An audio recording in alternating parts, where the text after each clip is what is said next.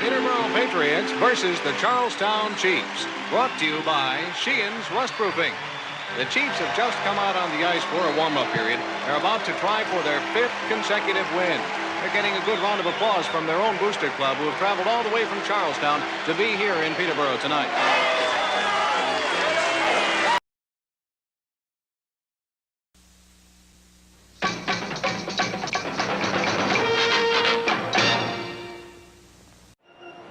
Are you a first responder, a veteran, a doctor, a nurse, a teacher, or a Let's Go Blues radio listener? Of course you are. If you're in the market to buy or sell a home, call real estate superstar Mike Burgoyne today at 314-753-4060 or email him at mike@strikewithmike.com to earn special rates today. 60 Pickleball is an industry leader in high-end pickleball paddles. Use discount code CPRICE10 to get 10% off at 60pickleball.com. Don't get stuck on the court with an inferior paddle. Go next level with 60. Have you subscribed to the LGB Minute podcast yet? It's a 5-minute weekly St. Louis Blues podcast hosted by Jeff Ponder that is released multiple times a week to fill the gap between Let's Go Blues radio episodes. Subscribe today.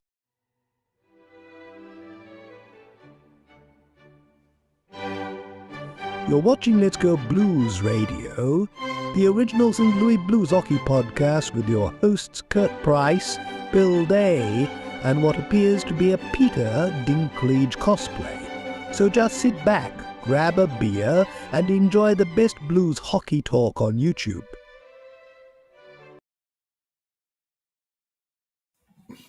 Welcome to episode 30 of season 14. This is episode number 511 all time of the often imitated, never duplicated. Well then, I guess there's only one thing left to do. Win the whole fucking thing. We're the original St. Louis Blues hockey podcast. Let's Go Blues Radio. Check out the LGB Minute wherever you get podcasts.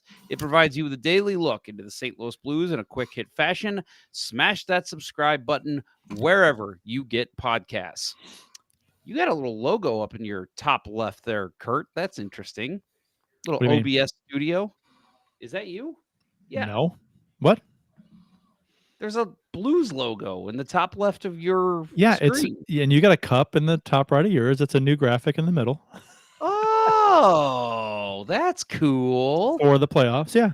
Sorry, I'm totally ADHD totally just kicked in. My bad. I ain't got shit. Did you say got nothing, Bill? Did you say OBS? Yeah, I thought that was like an OBS thing you were doing with no. We haven't used OBS in a the long time. microphone. Yeah, I haven't either. All right, it's Wednesday, April 23rd. Jeffmas Eve, as many call it here in St. Louis. We are streaming live to the masses. Make sure to follow us on socials at LGB Radio and like, follow, and subscribe to us on YouTube and Facebook. I'm your host, Jeff Ponder. I'm joined by the incredible, sprawling goaltender, Bill Day, and the excellent fan in the stands, Kurt Price. The agenda for tonight includes the Jets taking a 2-0 series lead on the Blues, a preview of Game 3, a look around the league, and more on this not whited out edition of Let's Go Blues Radio. Gentlemen, we are in the midst of the playoffs. We will talk about the Blues here pretty soon, but overall, been some exciting playoff games.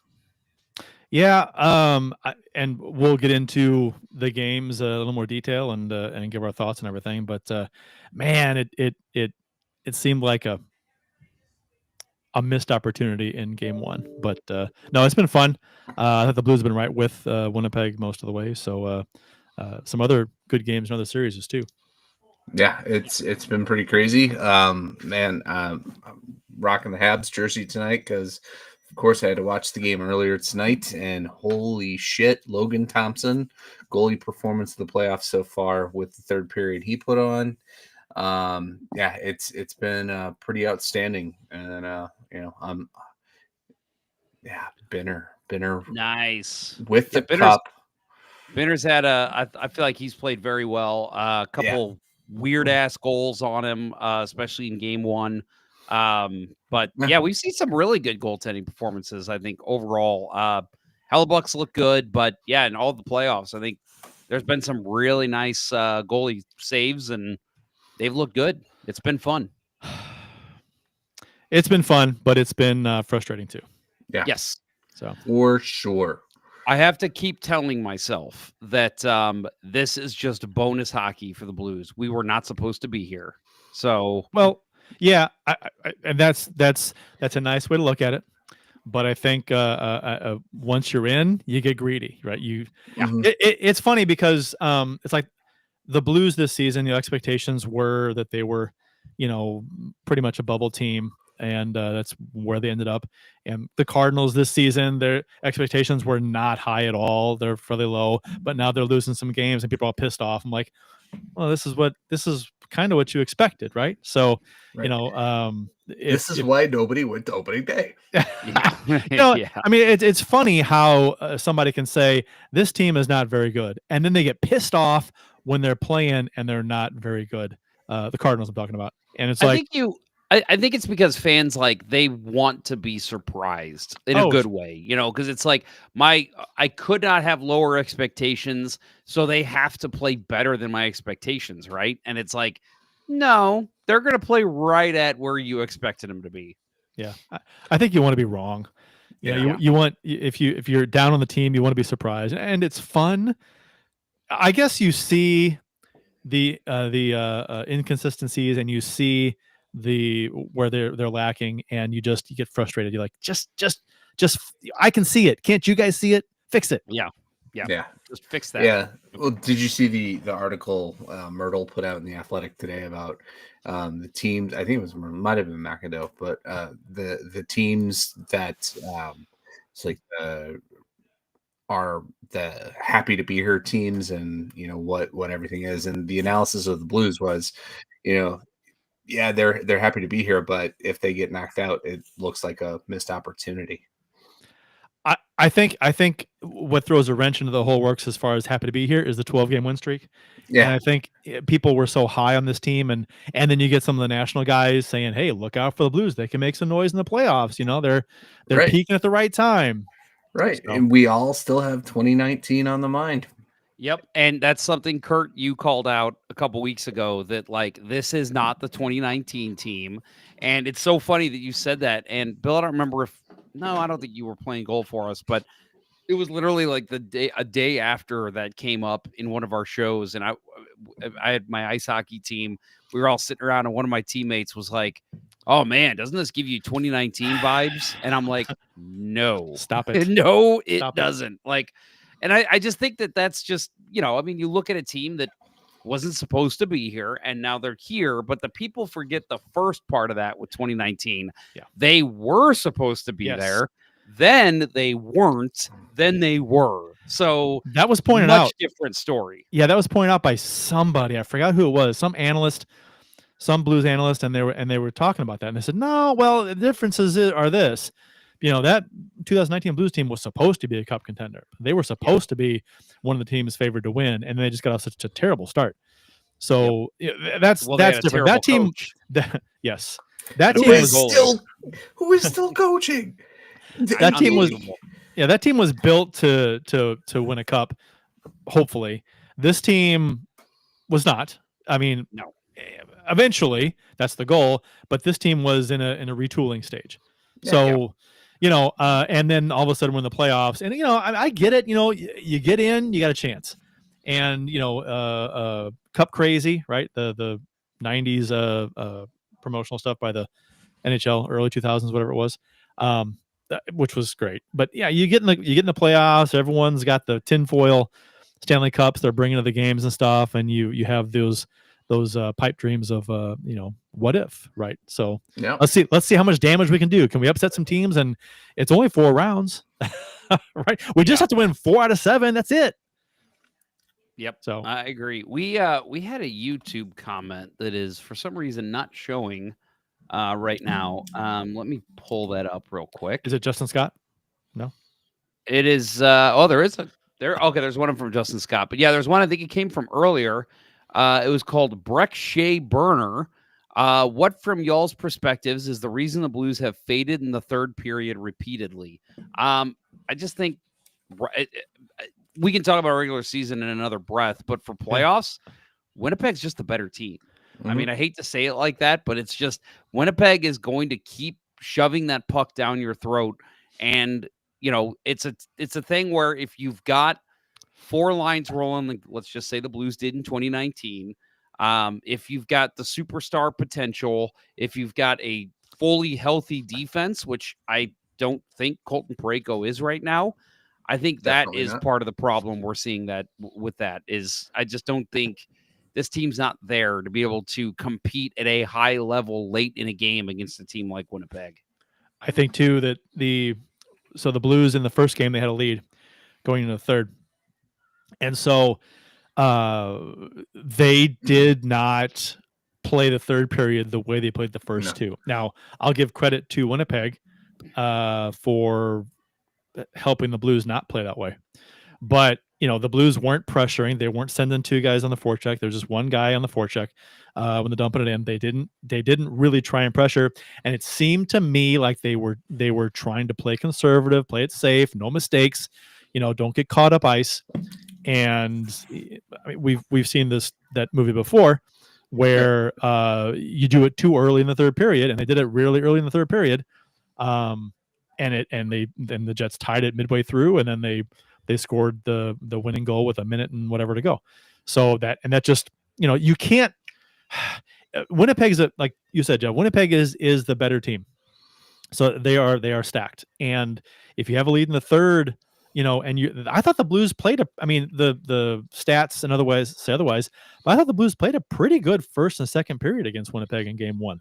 I thought they played fine. I didn't like that they seemed to play differently in the third. I didn't like that. I didn't like they eased up. They tried to, it's one thing if it's effective. If you can do that effectively and just shut them down in the neutral zone and the blue at our own blue line, and okay. I mean, if you're known for that, if you're such a staunch defensive team where you can make that happen, but I don't think the Blues are built that way. So I would have liked to have seen the Blues just maintain their intensity the entire game. I also game. think we saw an inexperienced playoff team at the end of game 2 as well. I think, and again, we'll get into this in game 1 way too, greater detail with the penalties. But I think with game 2 especially, they were not clicking. There was how many missed passes, how many fumbled pucks.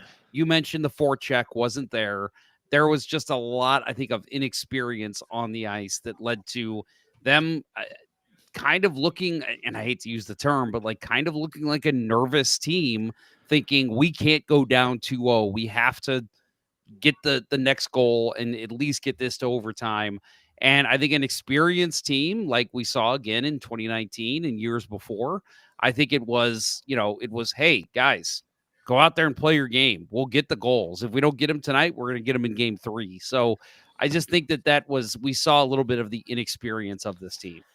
Right. And just to, chime in here on the flip side of the inexperience of the youngsters, the veterans, I agree with the comment that they played nervous and they weren't clicking because the veterans didn't make smart plays, right? You didn't have on the final play, 5 guys in the corner, the puck comes out to the slot and there's nobody there because it took 5 guys to dig it out. And that's veterans not having a presence of mind to capitalize on a situation. Yeah, we're going to talk about that late in game 2. We'll get into that later because, I've definitely got some thoughts on that as well. Let's get into some of these comments. We've got Justin Scott in the chat saying, "Hey, fellas, I hope you're doing well. I honestly am not angry about the situation we find ourselves in. The games have been close. I may be in the minority, but I still believe they can come back." And I'm with you, Justin. I actually do think this team could still come back and at least tie the series. It's just, in looking at the first 2 games, and yes, it was very close, very, very close. But I just think, again, at the end of the day, we saw Winnipeg's talent and depth come through for them as opposed to the Blues. In the third, especially in the third period. When crunch time in the playoffs in the third period, when you've got to play your best hockey, they did, and the Blues didn't. Whether it be game plan issues, a lot of times when a team will sit back in the third period, that's not the game plan. It's the players in the ice kind of just taken upon themselves. They don't want to make a mistake. They don't want to get caught up ice. They want to play defense because they've got the lead, right? In game one, they had the lead. So I don't think that's really a coaching thing that happens, because I've heard coaches say time and time again, that's not the plan. But the players have the mindset they just don't want to make mistakes, and they want to play it safe sometimes, which I understand. At a certain point in the third period, if there's 5 minutes to go in the third, 6 minutes to go, yeah, absolutely. Go into a shell and try and protect that lead, but not with 15 minutes to go. Yeah. I think too that in the game one, Blues had the lead in the third period going in. Game one they did. Game two, tied going to the third. So in the third period, the Blues have been in good shape going in both games. It's that third period and that finishing aspect that the Blues have to work on, because Winnipeg's coming at them and they're not adjusting to that. Guys, we are talking about hockey way too soon in this hockey show. So let's get into beers of the episode. Actually, before we get into beers, those of you watching on the live stream, I am wearing my beautiful blue Let's Go Blues radio jersey. So I want to let those who know who bought the white ones, they are being created right now. So I'm hoping it'll be a few weeks. Hopefully the Blues will still be in the playoffs when they come. That'd be great. Otherwise, they will be here, I would think, sometime probably mid to late May. But for those of you who bought one, and by the way, one of you on this show still owes me for the jersey. So maybe me. Yeah, that would be that guy. I'll get you. You're good. But yeah, so that is those are on the way. So just letting everybody know. Justin Scott in the chat says, personally, I think we need Boom Boom Gunnarsson back in the lineup and come out of retirement. Yeah, we need that big overtime goal from the defenseman. We need him taking a piss at the urinal, telling the coach, I just need one more chance. Yeah. I need that cock, that swagger. Yeah. Well, official beers of episode number 511. Remember, you can follow each of us on the Untapped app. I am at jponder94. Kurt is at cprice12. And Bill is at Billy Blue Note 33. Big Beaver asked, what size you rocking, Jeff? Jersey. I'm hoping he's talking about my jersey. Don't ask my wife that question. This would be an XL, sir.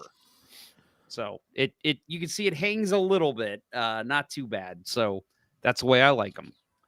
Again, don't ask my wife about that. I will start. I have a Four Hands Brewing. I don't think I've ever had this on the show before. The Foam First Czech Pilsner. Very light and airy. It's very good. Let's see, 4.8% alcohol by volume, and it doesn't give me any description. But yeah, it's very light, nice springtime beer. But yeah, and you can see the color is nice and lagery. But yeah, the Czech Pilsner Foam First, very good. Kurt. I've got I had this on the show before, the Public House Giddy Goat Coffee Milk Stout. Yeah, it's good. It was in the fridge, and I do need to get rid of it. And my beer is much darker than Mr. Ponder's. And I'm also having this out of my Beer Drinkers of America mug, which was my grandpa's. So, ooh, nice. I enjoy that mug. He was a member of the Beer Drinkers of America. He did enjoy his beer. Local 605. That's a union I would join in a heartbeat. Yes, all of us would. So I am going straight can tonight. No mug for me. You're raw dogging it. I'm raw dogging it, and I'm going with a theme, something the Blues need tomorrow. A big-hearted effort. I've got the big-hearted IPA from Bell's out of Kalamazoo, Michigan. Way to go, Western Michigan University. Congrats again on your championship. But yeah, Imperial IPA. It's IPA season, fellas. So yeah, I'm drinking IPA. Sorry. Isn't it always IPA season for like a lot of people? Yeah. Yeah.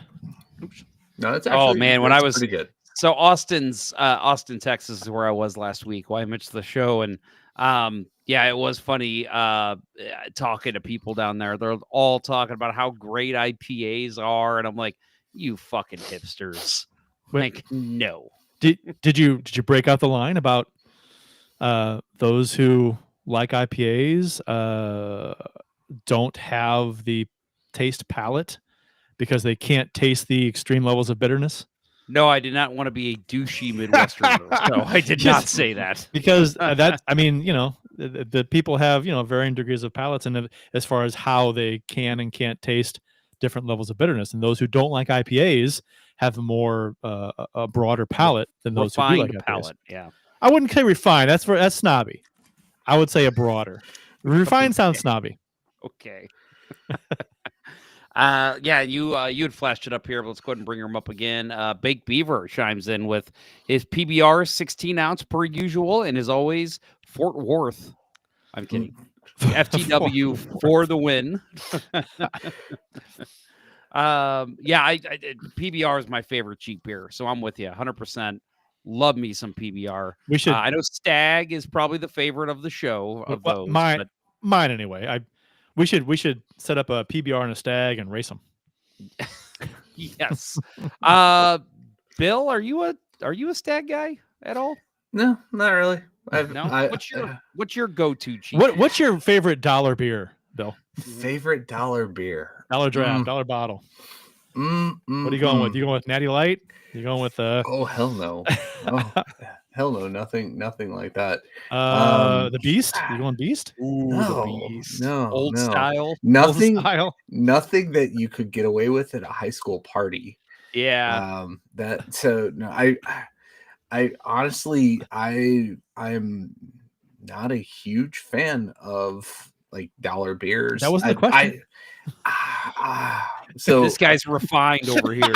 The regular, so I'll go the original line in Kugel Lager. That's not a cheap beer. Dollar beer. It's not expensive though. Oh, but it's not. We're talking like. What we mean.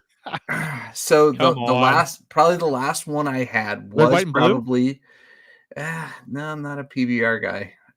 Probably the last one that I had that I enjoyed was Stag at Snuggerud. Right. Okay. God. So. Hey Bill, what's your favorite cheap wine? Well, I've got this $180 bottle in my cellar. All right, if we're asking dollar bottles of wine, I'll pick the $65 Merlot I have. Yeah, right. For that girl, Bill can't lower himself to cheap beer. That was funny. Pretty well. The struggle that he had. No, was hilarious. No, I line in Kugel. Come on. When I started drinking, which I was that weird guy that didn't drink until he turned 21, and when I started drinking Guinness. So you just drank your meal. I did basically. Yeah. And have you guys ever tried the beer diet, where you do like instead of like having lunch, you drink like a Guinness or some kind of Doppelbox? No. That sounds like life would be a lot happier. Apparently, it is like actually like healthy. Like there's been like monks who have done it, and they're like they go and get tested, and they're like, yeah, my numbers came back and incredible. My liver sucks. My liver's shot, right. but I'm healthy otherwise. No, I do remember the first time I ever got Guinness in a pitcher, and the waiter brought it to us. Yeah, it was. How long did that take to pour? It took a while for us to get it. I forget the name of the place. It actually used to be across. It came as a cement block, and they just had to break it apart and put it in the pitcher. What would take longer to order? A pitcher of Guinness or a Chicago deep dish pizza? Order them together, right? Yeah, there you go. They come at the same time. They'll come out like an hour later. But, you eat those things. You eat and drink those things together. Your body will just implode. Oh my god! Yeah, that's what caused spontaneous human combustion. Yeah. Two pieces of Chicago deep dish and a pitcher of Guinness. You're done for the day. Yeah. Well, I was gonna say the first time I did that, the waiter brought it over to us, and he's like, "Well, now I guess all you need is an orange, and you guys don't need anything else for the next week." Like, really? Orange? Never heard that. Yeah. Apparently, the one nutrient it's lacking is vitamin C. So if you were to get a Guinness with the Blue Moon orange on the rim of the glass, you don't need to eat. Your nutrition is taken care of. Okay, there you so go. You're really good for the whole day. So why don't bars do that? They should serve you a Guinness with a clementine. Well, maybe that'll be our when we open a bar, that's our thing. Yeah, for lunch. Yeah, as a 16-ounce Guinness and a clementine. We'll call it the businessman special. All you need.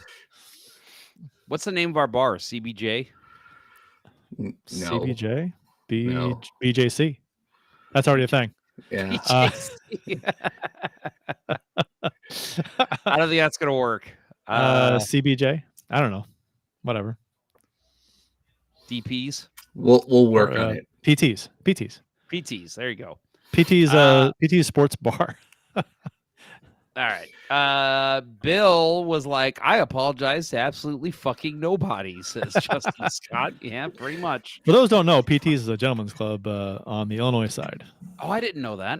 Yes. I mean, people listening, in Canada, in Colorado. Who knows? I didn't even know we had gentlemen's clubs out here in Oh, St. yeah. Louis, Illinois. And I do believe that PT's is no longer.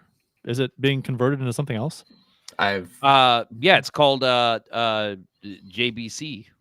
I don't think it's a thing anymore. I think it was sold and it's going to be something else. Yeah, I used to drive by that every day on my way into work. Because you worked there. Well, yeah. No, I work next door at Diamond. You worked the barbecue grill at 3 in the morning. I was that guy. And on stage too, Bill Lita. Grilling. Yeah. He's just up there grilling. That's all he's doing, and the men love it. He's on stage flipping burgers. Look at those char marks. Those grill marks are sexy. Look at those. That's hot. The old clientele had the stretch marks. Bill's got the grill marks. Yes, I love it. All right. Well, I hate to break up this fun Bill and his grill marks. That's one of the weirder tangents we've been on in a while. Yeah, it is. Let's take a commercial break and reassess how we want this show to go. Reevaluate. When we get back, we will talk more Blues and Jets playoffs as well as everything else going on in the NHL right now. Best time of the year. This is a hockey fans' Christmas. We will be right back. You are listening to Jeff, Kurt, and Bill on Let's Go Blues Radio.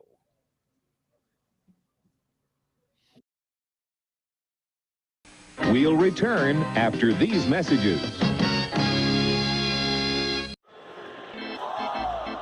As a hockey player, Mike Burgoyne knows a thing or two about making the perfect play.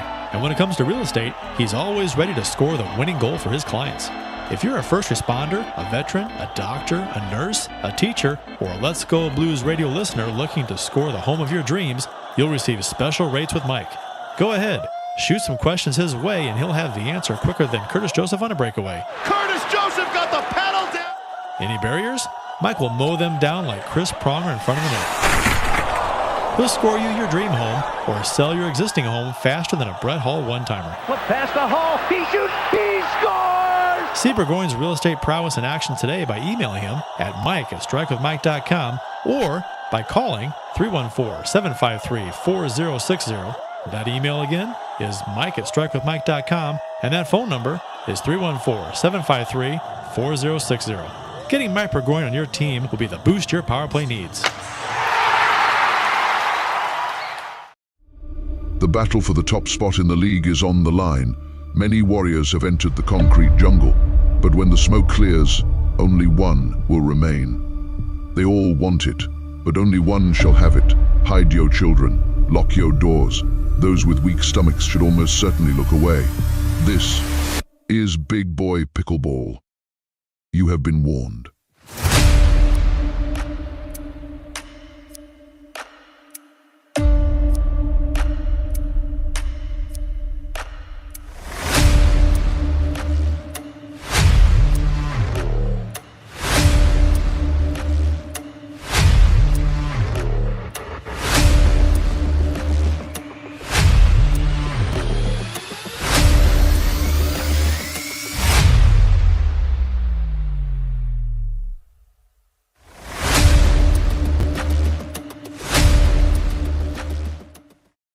already know that you love hockey, and you obviously already love the Let's Go Blues Radio podcast. But what about filling the gap between weekly Let's Go Blues Radio episodes? That's where the LGB Minute comes in. Hosted by Jeff Ponder, the LGB Minute is an entertaining, down and dirty, 5-minute St. Louis Blues podcast released multiple times a week to keep you informed of all things St. Louis Blues. So make sure to subscribe to the LGB Minute anywhere you listen to podcasts, like right now. Do it now. Just click subscribe. It's easy. Please. Now. And now, back to Let's Go Blues Radio, the longest running St. Louis Blues podcast with Price, Ponder, and Day.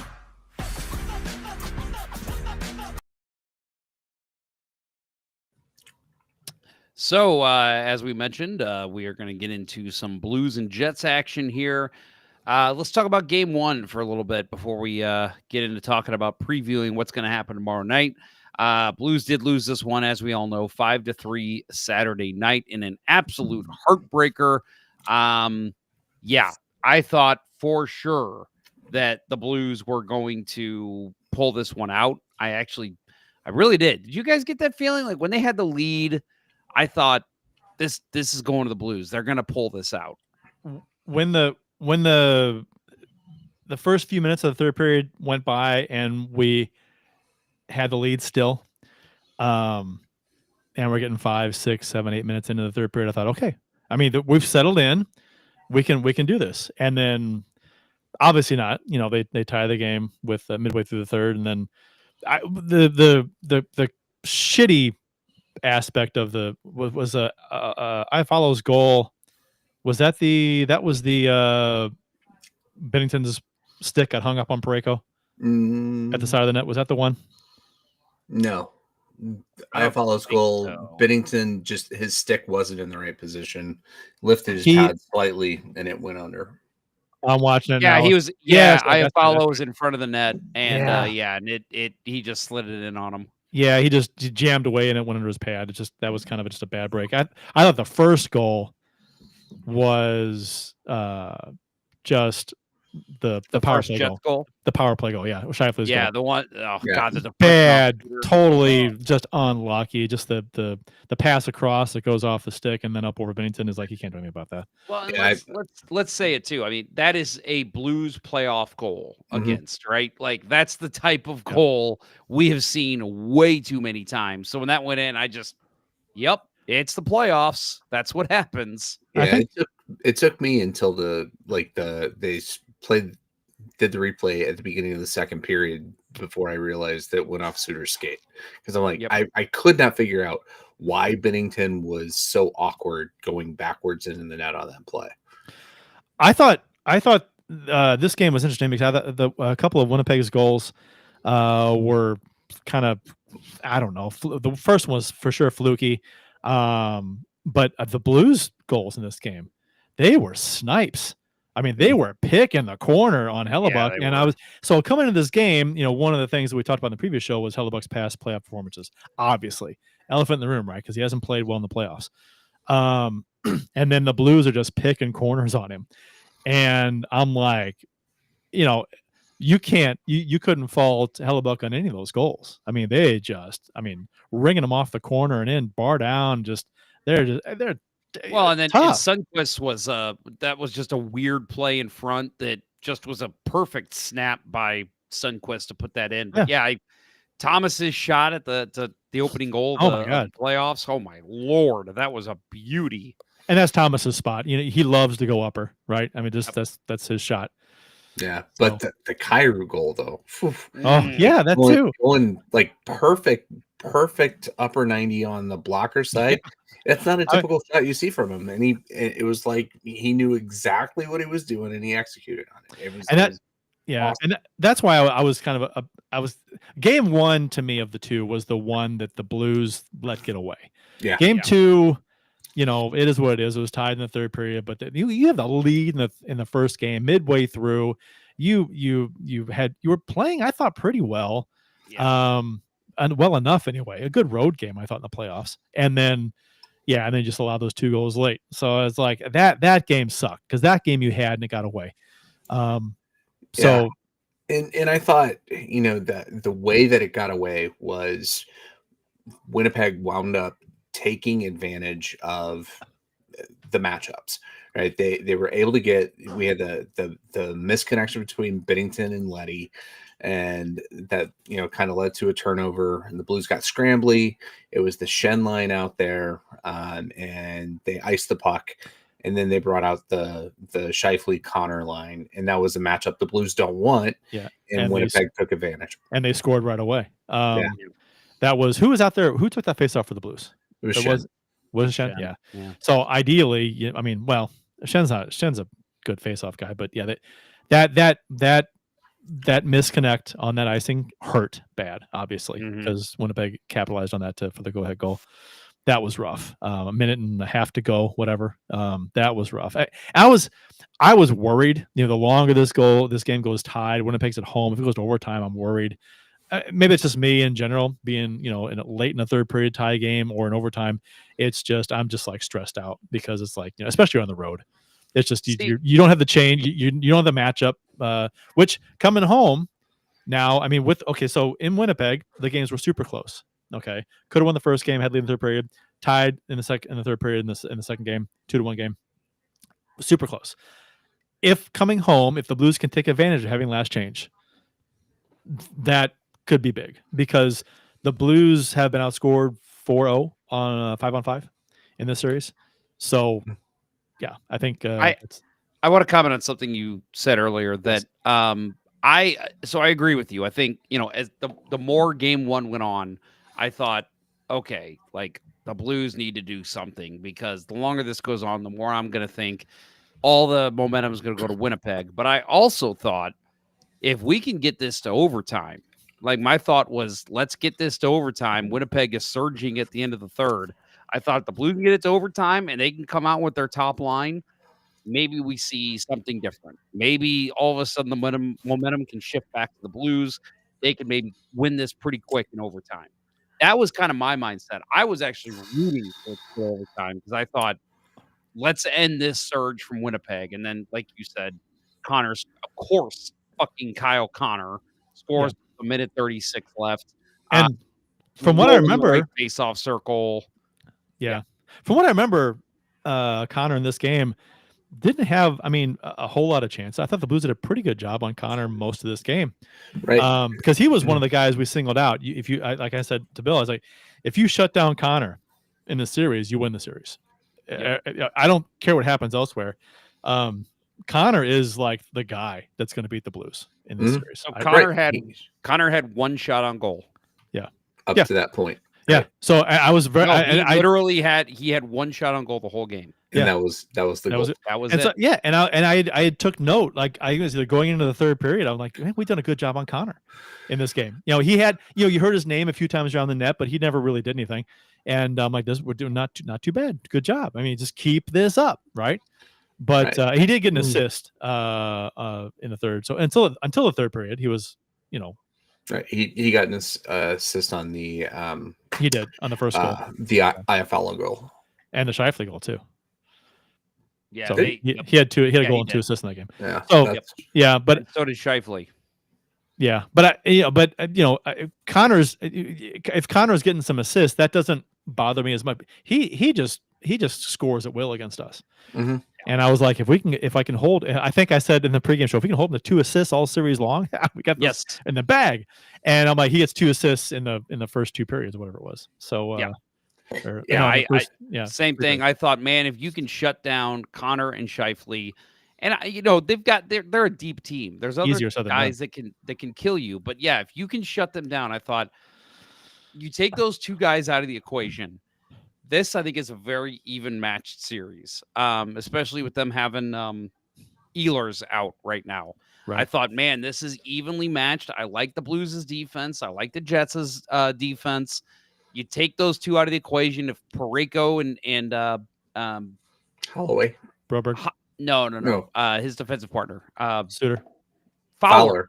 If Parayko and Fowler can just shut those guys down somehow, I thought, man, this is an even series, straight down to the wire. And those are the 2 guys that were worrying me. And lo and behold, leaders in goals, leaders in assists, leaders in points, plus minus. I mean, they're all over the board, killing the Blues right now. If it wasn't for them, and again, I mean, that's easy to say. They're the all-stars of the team, but it's just those are the two guys that I was like, they are going to make or break this series for the Blues. If they are shut down, Blues, I think, win this in 6. If they're not, Jets could win this in 4. And in goal too, I liked Binnington in this I versus Hellebuck. If you're going to do goalie matchups, which is weird, but okay, head to head. I liked Binnington for us and Hellebuck for them. I was fine with that. You know, we all know how Binnington can play in the playoffs and big games, and he's played well in the series. Right, no issues with Binnington really. So but it's their top line. I mean, which you knew going in, right? So yeah, I didn't, you know, the one goal that, you know, I didn't really like for Binnington was the II foul goal. He didn't keep it sealed. Yeah, I agree. But overall, he played well enough to get us a win in that game. Definitely played well enough in game 2 to get us a win.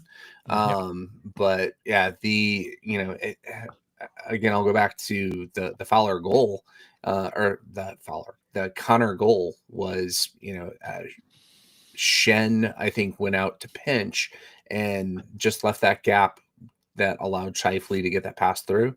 And Binnington said, you know, he was trying to find it through traffic. He knew he was going to shoot it, but he has such a good shot. You can't predict where it's going to go. I would have liked to see his glove up there, and that's where he got beat. Yeah, something I don't think we ever talked about earlier in the season was I said this to some friends the other day, and they agreed.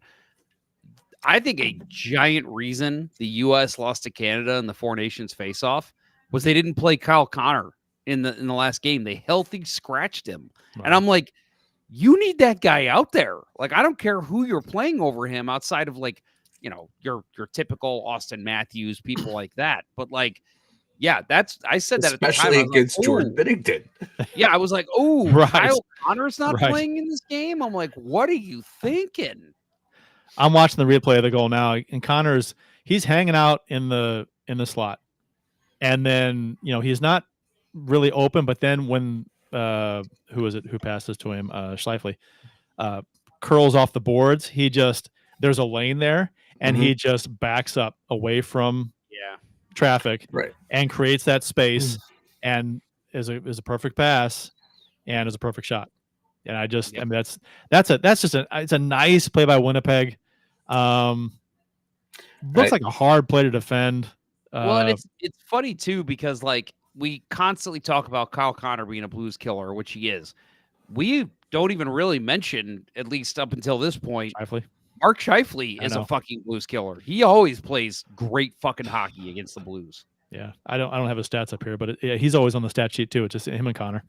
Yeah, and you do the hockey stat cards. You mentioned if Parayko and Fowler could shut him down, Parayko and Leddy were the two worst players in both game 1 and 2 by the hockey stat cards, and we were all worried about Justin Falk. He's been the Blues' best player. Yeah, he was in game 1. Yeah. 2 assists in this game, and I thought he played fairly well. He did have a bad turnover in game 2 that almost led to a goal. But other than that, I think he's looked very good. And that's something I've been harping on in the Let's Go Blues Minute is, you know, after game 1, I said, if the Blues are going to win, Colton Parayko and Nick Leddy absolutely cannot be the worst players on the ice statistically, or at least analytically. And guess what? Yep. 2 worst players again in game 2. And somehow Parayko actually, again, analytically, was worse in game 2 than he was in game 1, which is bad because actually I got it pulled up right here. Yeah, it's bad. He was his game score minus 2.29, which you don't know what game score is. It just takes into account all statistics, hits, block shots, goals, assists, everything. And you basically, as long as you're positive, you're good. Blues had a lot of negatives in this game. Matthew Joseph was barely a negative. Nathan Walker, Jimmy Snuggerud, Braden Shen, Cam Fowler, Ryan Suter, Nick Leddy, and Colton Parayko, as opposed to Winnipeg, who did not have a negative player at all. So, again, analytics don't tell the whole story, but I think if you watch that play, you would agree Parayko and Leddy have not looked good in these first 2 games. I mean, Connor and Scheifele, if you go on these stat cards, I mean, they were, what is that, a 3? Connor, God, he's 2.34, and Scheifele at 2.33. And then the Blues best player or their overall game score. Their overall game score. Individual offense. So individual offense, 2.34, but overall game score, he was at 3.19 was Connor. Which is really good. Right. Yeah. And in both games, Connor and Scheifele have been tremendous on the game scores. Yeah. And even Luke Shen last game was one of the best players on the ice too, which I think he had 7 hits. The Shen boys are sure laying out some hits in this series, are they not? Woo! Yeah. Oh my God! Well, and Winnipeg. If you look at the stat card for Winnipeg, they didn't just have all positive players. Almost everyone. There's like hardly anybody in the negative at all. I mean, Pionk was their, I guess, offensively, he was their worst performer, but he's overall, kind of their shutdown defenseman, though, right? He's right. No, that's what I'm saying. Pair. That's what I'm saying, and so that's not really applicable. Right. And so, I mean, there's barely anything in the negative for Winnipeg in game 2. In game 1, there's a handful, but mostly positive overall for them too. It's like, yeah, I don't know. So you can look at these and analyze this, the advanced stats and how this plays out. Based on these, Winnipeg severely outplayed the Blues in the first 2 games. I didn't really see that. I mean, the third period, it made a difference, but first 2 periods, I thought the Blues played fine in the first game and the second game, really. It's just the third period. I keep harping on the third period, but the third period has killed the Blues in the first 2 games. They have not had good third periods. They haven't had an answer for Winnipeg in the third period. Let's take a look at the deserve to win-o-meter. I was just thinking about that. Yep, I'm looking at it right now. So 1,000 game simulations on mine.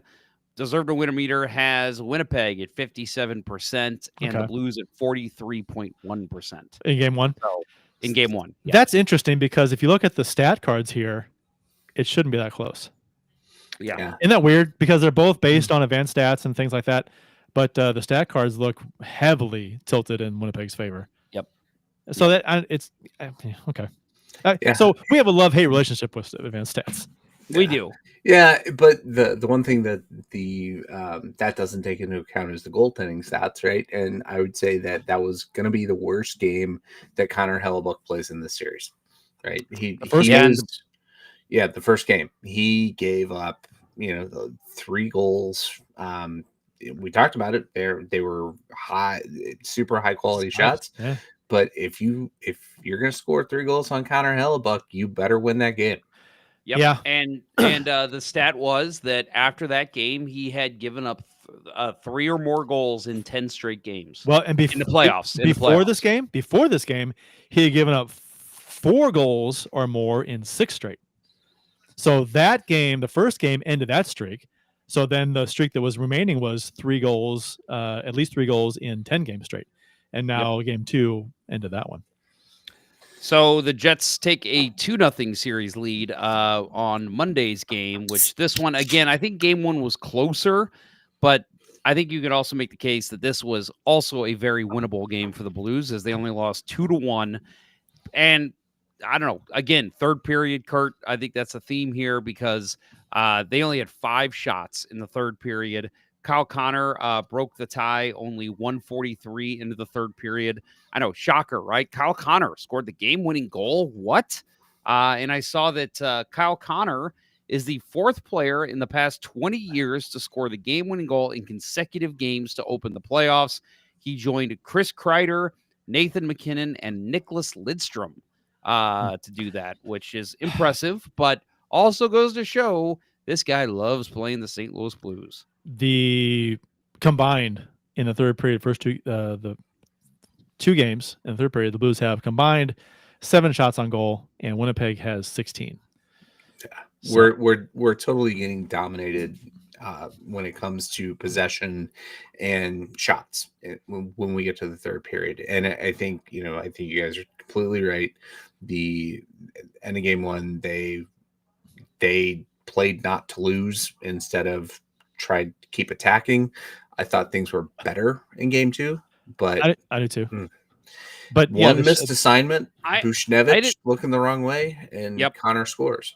I did not like again their offensive ability and offensive urgency in this game. Again, I thought when push came to shove, this team has shown in the past, at least this season, that they can turn it on. We've seen them score some big empty or goals when they've got their goalie pulled. We've seen them score late in games, going back to that 12-game winning streak, that game against Detroit. Like, we've seen them be able to pull it out. But I did not see that in this game. We'll talk again. I want to talk about the very last play of the game. But before we get into that, Kurt and I have done a lot of talking. I think it's time we turn it over to Bill. Would you not agree? Bill, let's do our save of the week, which came in game two, unfortunately, right before the Jets scored. And again, we talked about this before. The fucking Blues broadcast did not even show a replay of this save. I had to go to Sportsnet, and man, was it a hell of a save. So, Bill, take it away. All right. Thank you, boys. And while this gets going here, you'll see you got a little bit of a breakdown of the blue line. Fowler gets beat. Nemestikov finds Mason Appleton. I was going to say Applebaum. I've listened to too much Tribe Called Quest. Anita Applebaum. You got it going on.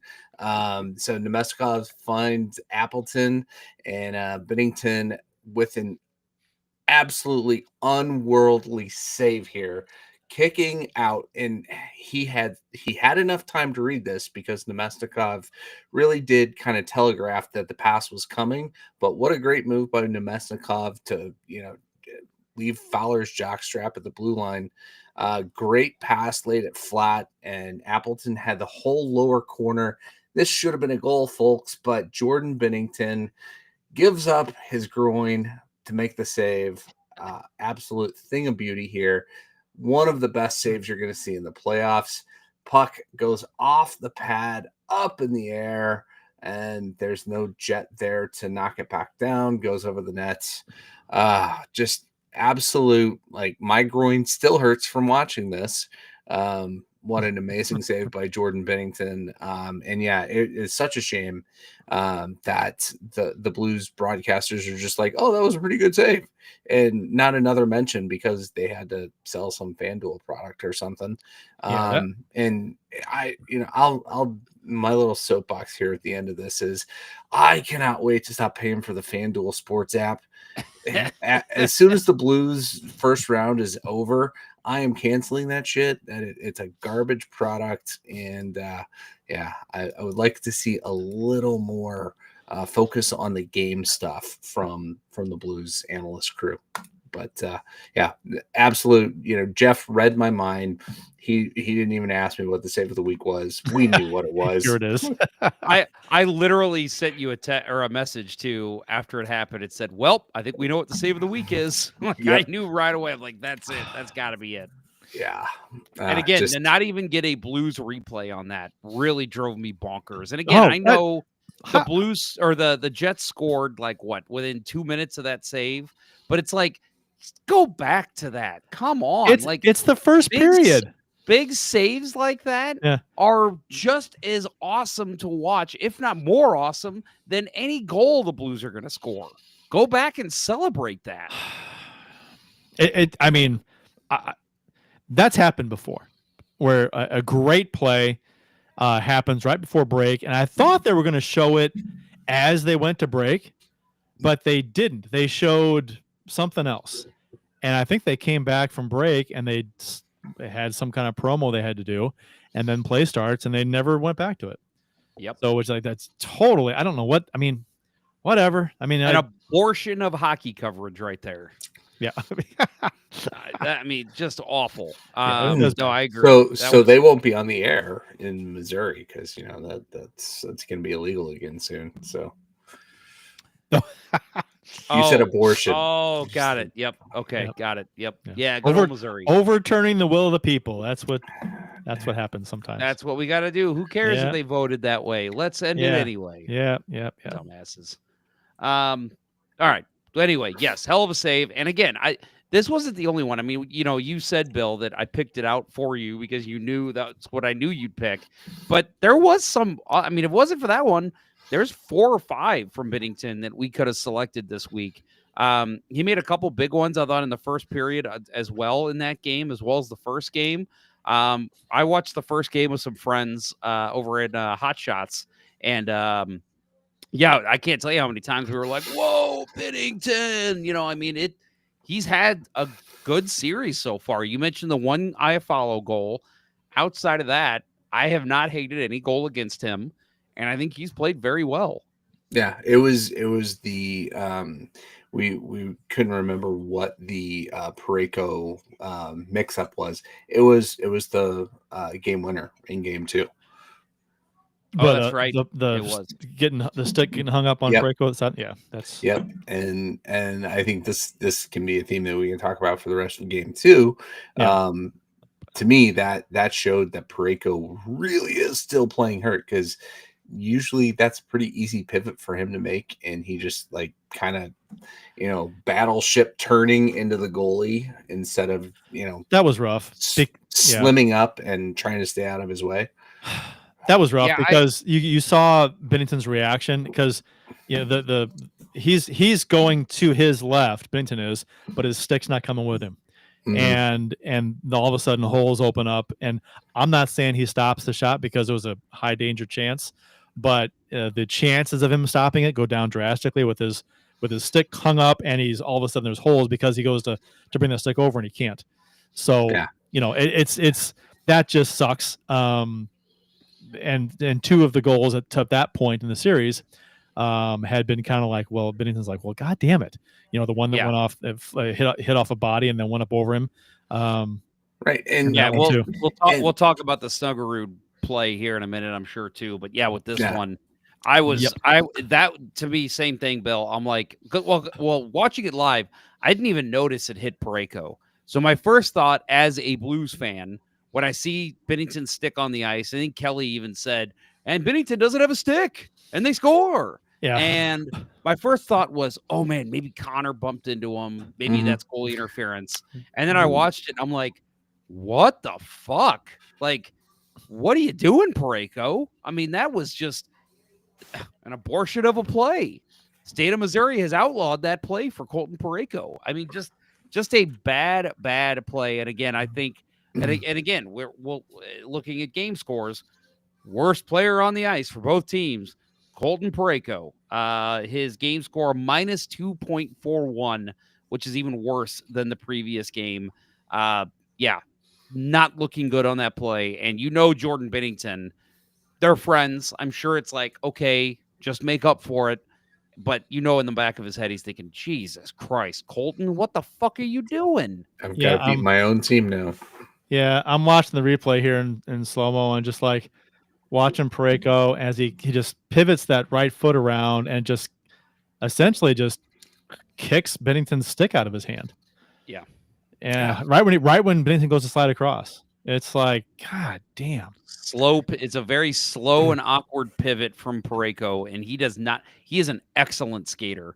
So Bill's right in saying that I think if he's 100% healthy, he doesn't make a pivot like that. And that sucks. And that's really sucks because those are the 2 goals they scored in this game. That goal and then the goal where Snuggerud kind of crashes into Binnington and kicks the puck in the net. Yeah, I want to talk about that one. Yeah, that sucks. I was fucking pissed. And I'll say Coach Ponder came out and I said, bench that motherfucker, because what are you doing? Of course, he comes back and scores, which I was happy about. Good for redeeming yourself, kid. You totally redeemed yourself. And if he'd been benched, he wouldn't have scored. Exactly. So that's why Coach Ponder is not coaching in the NHL. I was very upset with that play. And even after Snuggerud did score that goal at the end of the first, I'm still like, dude, that's a learning moment. You cannot. Well, and I'll say, like, so I don't know if you guys saw his quote after the game, and I want to mention this because, like I said, I kind of softened on it a little once he scored, but then I saw his quote, and I'm like, okay, hopefully you're just talking out of your ass because it seems like you didn't learn anything. What he said was, quote, I feel like I'm just trying to back check him, play the body on him. Puck happens to hit skates and stuff, and it just went in. It's an unfortunate bounce, but it happens. That's hockey. That's how hockey goes. I feel like it's that one play that can make the difference in the game, and it was unlucky for us that they got it. That was not luck, kid. That was stupidity. There is nothing. I'm gonna disagree with you. And I'm going to second that disagreement with you. He's checking a guy into his goalie. What are you doing? No, he's back checking his ass off to try to get to the puck. Disagree. Right? And he was, but the thing is that he was just a hair late. He's hustling his butt off. He's a hair late getting there. He doesn't cut off Scheifele. And Scheifele gets in between him and Bennington, and Scheifele either lost the puck or Bennington poked away, whatever it was, and it gets kicked out and then hits off Snuggerud skating in. I think it's an extremely unlucky goal. I don't know. I don't have a. Yes. You're well, no luck at all. You are never coaching ever again. No, guys, come on. Think about it. You don't go in and lead with your shoulder right in front of your goalie. You go in and lead with your stick. You try to poke when he's in that tight. It was the puck wasn't even. The puck wasn't even. I'm looking at the replay. If he goes in with his stick, okay, the puck is gone. Hold on a second. Who makes this? He loses it. So Scheifele loses it completely. Okay. I don't even think Bennington makes the save. He goes to cut in front, loses it, and the puck squirts out and hits off his skate before contact's even made. So the point that I want to make here is that Jimmy Snuggerud is back checking his ass off, and he's on a line with Jordan Kyrou, who's nowhere to be seen here, right? So I love this about his game. He is trying so hard at both ends of the ice. It's an unfortunate play. I think I agree with his assessment of the play. It's one of those things that just happens. Now I'll say, I'm not only faulting Snuggerud. What the fuck are you doing, Nick Leddy? Stay on your fucking right? Skate, he lost his edge. It looked like he's excellent skater, Nick Leddy. I know he did. I know he did. But I'm saying that shouldn't happen on a play like that. Like, it should. Nick Leddy getting walked like that cannot happen in a game like this. But I'm sorry. I'm going to stand firm. I've watched this replay a million times. I do not like Snuggerud's angle. I think he's coming in to lay a shoulder on Scheifele, and that is all that's going to do is cause an injury to your goalie if he connects. Not a fan of the way he played that. No, I think if you're gonna crash the net, I think you got to pay the price. And I think Snuggerud was trying to make him pay the price. I think he was just a hair late getting there. If he's a half a stride or less earlier, he cuts him off. And maybe it's different. But it's a hustle play. There's nothing lazy about it. I think I'm not going to get on a guy at all for some kind of fluky thing that happens because he's busting his ass. I think it was I think if this play happens 99 times, it goes in this one time. I don't call this a fluke. I don't call this luck. It's absolutely a fluke. He loses the puck and it goes off his skate. How is that not fluky? Because Snuggerud's trying to drive a guy into his goalie. So what? He's playing aggressive hockey. Okay, so hurt your goalie and get Joel Hofer in there. He's not going to. That's a smart idea. How many times do you see defensemen check guys and where they end up hitting the goalie? It happens all the time. Right. I know, and they shouldn't. So you can't let a guy just walk in front either. You can't let him do that. What I'm saying. You lead with your stick, not with your shoulder. He's not getting that puck with his stick. Scheifele's He's not getting it with his shoulder. He's not going for the puck. He's trying to stop him from cutting front. He's trying to shove a guy into his goal. No, he's trying to cut him off. He's trying to make a play on the player. He's trying to cut him off. Now, I will say, I would be a bit conflicted on this if the player that we're talking about coming back is Tyler Tucker. At that point, yes, he's trying to drive a guy into his goalie because, well, that's something Tyler Tucker would do. In this case, I think it's Jimmy Snuggerud identifying that, one of the most dangerous guys on the ice has just walked my defenseman. I am going to do whatever I can to get myself between him and my goalie. And he was a hair late, like Kurt said. I think you guys have prospect blinders on. I'd much rather him be physical in front than to give a wave by with the stick. I'd much rather. So if that happens again and he hurts Jordan Binnington, you guys are just going to say the same thing. I don't think chances of him hurting Binnington are rare.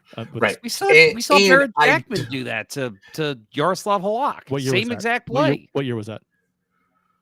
2011, Okay, 2012. so every 14 years. Every 14 years. Why do you have to rip But I'm that saying scab off? we were on this show talking about how Barrett Jackman made a bad play, and now that Snuggerud does it, it's okay. Let's compare the plays side by side. I'd like to see them. And let's also compare the points of their career where they're in.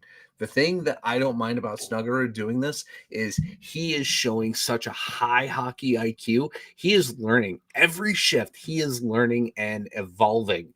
He is going to make a better play the next time this scenario unfolds. And I think that is absolutely, game 2 of a 7-game series. I love him making this or attempting to make this play. If he would have dogged it back and we'd been like, oh great, we got another Kyrou, we'd all be pissed. And he didn't do that, right? And I'll agree with that. I think I watched that replay. My first thought is, what the fuck, Snuggerud? Second thought is, what the fuck, Letty? Third thing is, where the fuck is Jordan Kyrou? He's not even in the fucking screen. And I think that's the fastest player in the league. So I agree with that assessment. I prefer the hustle over the laziness, but I also think I don't like his approach to that. Kyrou's not even on the ice.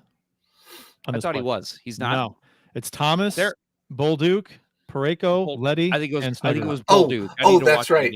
That's right, because we still haven't talked about the fuck nut decision to go to Ken said this, asked our opinion about this, about dressing 7 defensemen and 11 forwards.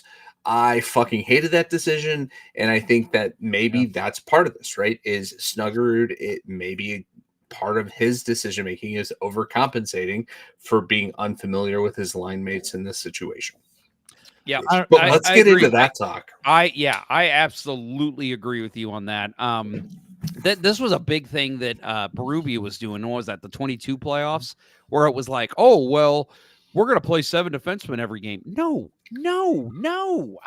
I've never. Again, I equate it to batting your pitcher 8th. You're just making lineup changes to overcoach. I hate that. I hate it. Unless it's like we've got a guy. Let's just say Nicholas Lidstrom. You got a guy like Nicholas Lidstrom on your team. He's banged up. He's hurt. We only want him to play special teams. Okay, a situation like that, I'm cool with that. But we don't have that guy on this team. Nobody will ever have that guy on this team. So, yeah, I hate the 11-7. And if they do it again in game 3, they will lose. I am looking forward to game 3 to hopefully the Blues can use the last change advantage to have a better third period, because they have not had good matchups in the third period, especially 5-on-5. They have not been able to break through. So I'm looking forward to hopefully the last change will allow the Blues to play a little better 5-on-5, get some better matchups. That's the only thing. That's the main thing that I'm holding out hope for, because I think Winnipeg is such a good team that it might come down to the Blues having to win their home games. And I've said this before every year. So if you lose the first 2 on the road, I think Justin may have said that he's not worried. I'm not worried right now. I'm not worried at all. Only because, the goal is in a 7-game series against a team like Winnipeg, you're hoping to steal one in their building at some point. and you got to win your home games. I really thought you were going to say the goal in a series like playing against Winnipeg is to win the series. Well, obviously, but you want to win one in their building, steal home ice, and then you got to win your home games. And the Blues have won 12 straight at home, so they have that going for them. They do play very well at home.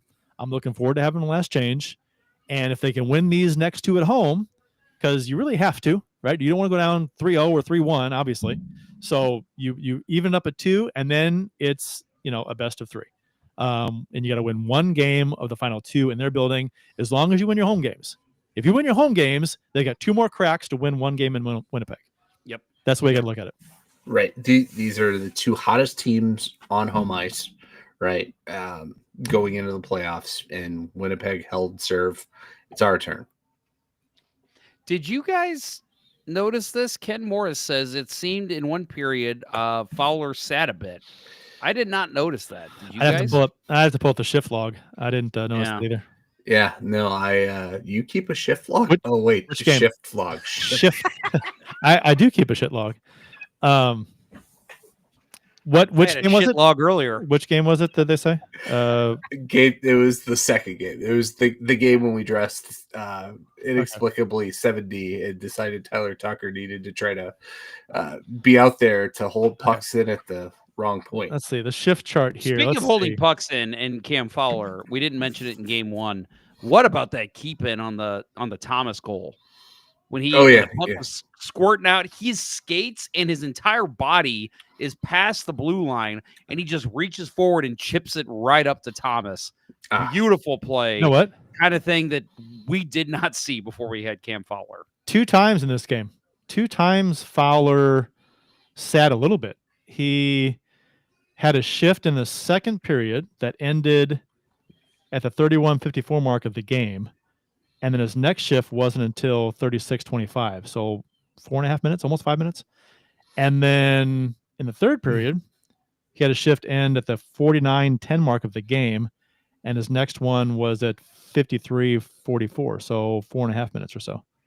Interesting. So what about Parayko? I guess that's my thing, because there was the one play in the third period where Parayko got in a foot race and looked like he was 75 years old.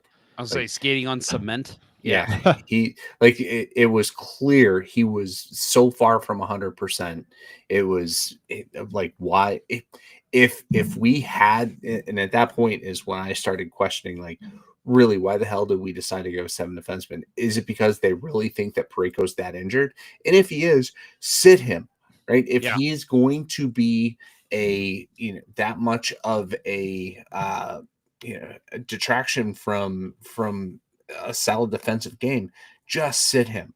Do I like that they're gonna throw Tyler Tucker and make him play the wrong point?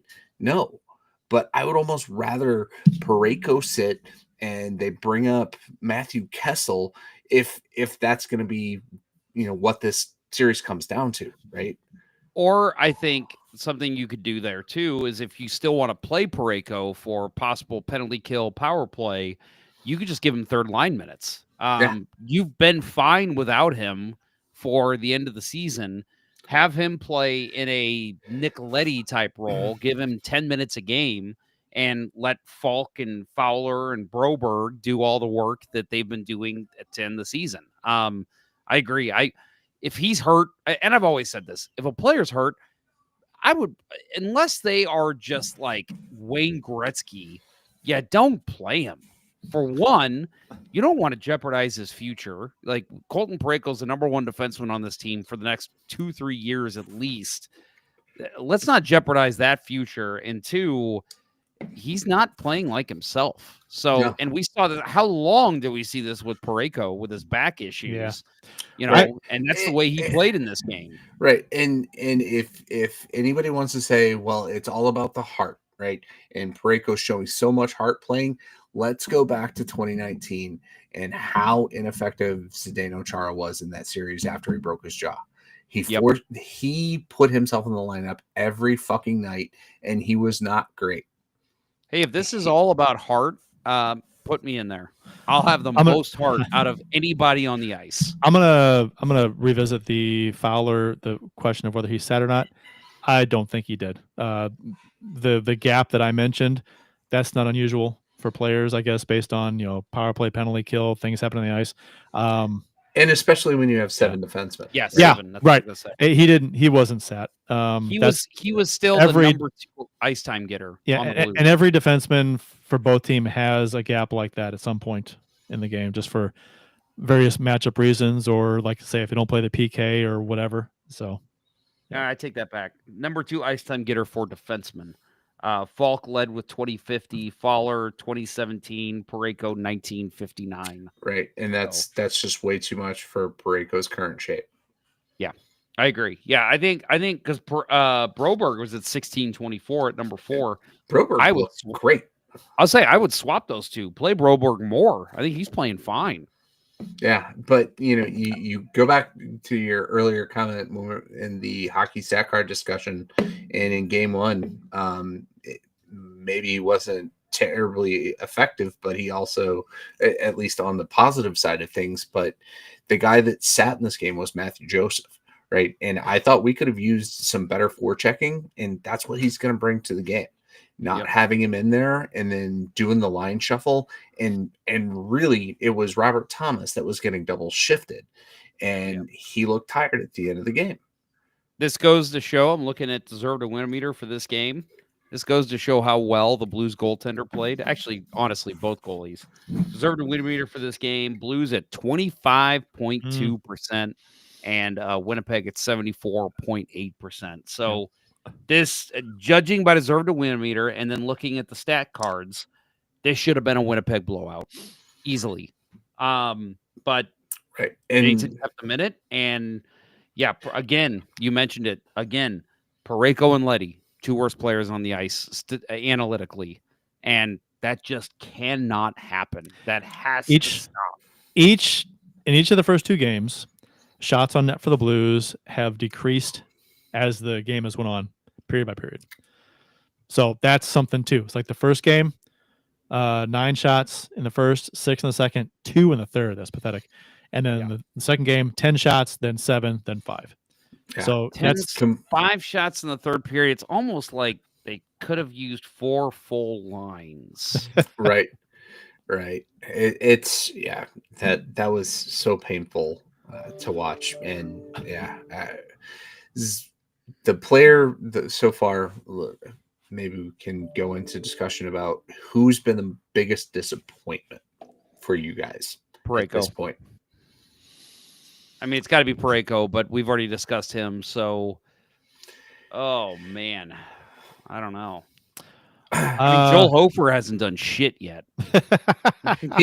He botched a couple of gate openings. I noticed that as a backup goalie, that is an art. And there were a couple times he was just checking out chicks in the stands. I gotta go with something Kurt brought up mid-season when this question was asked. I want to see more out of Toropchenko.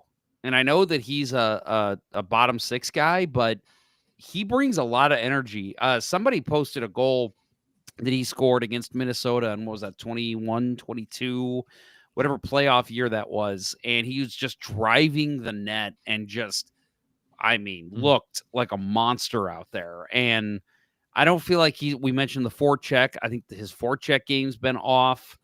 And really that whole fourth line. And again, I know it's ridiculous to call out a fourth line for not playing top hockey, but like, this is playoffs. You need all of your lines rolling hard. And I just think that fourth line has not been as effective as we've seen them be the last 3 months. I think Walker, for